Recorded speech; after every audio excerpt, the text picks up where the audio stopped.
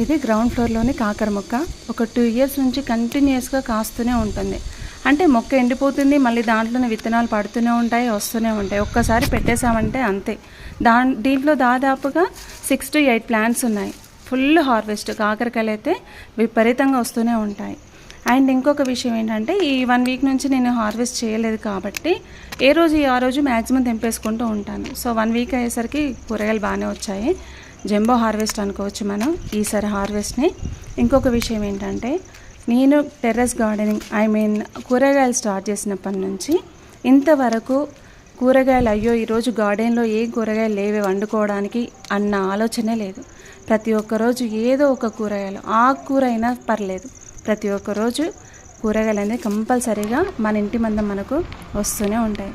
So please, option ఉన్న వాళ్ళు ఖచ్చితంగా టెర్రస్ గార్డెనింగ్ ట్రై చేయండి, కూరగాయలను పండించుకోండి.